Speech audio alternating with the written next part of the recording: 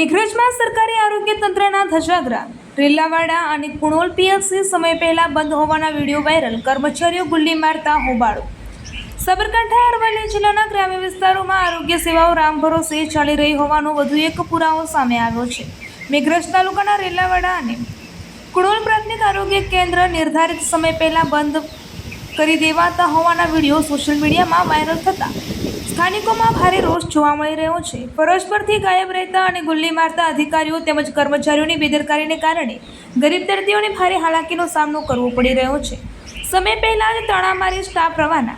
મળતી માહિતી મુજબ નિયમ અનુસાર પ્રાથમિક આરોગ્ય કેન્દ્રો દર્દીઓની સેવા માટે નિર્ધારિત સમય સુધી ખુલ્લા રાખવાના હોય છે, પરંતુ રેલાવાડા અને કુણોલ પીએચસી કેન્દ્રો પર ફરજ બજાવતો સ્ટાફ સમય પૂરો થવાની પણ રાહ જોયા વિના જ હોસ્પિટલને તણા મારીને રવાના થઈ જતો હોવાની વ્યાપક ફરિયાદ ઉઠી છે. જાગૃત નાગરિકો દ્વારા આ બંધ કેન્દ્રોના લાઈવ વિડીયો શૂટ કરી સોશિયલ મીડિયા પર વાયરલ કરવામાં આવ્યા છે.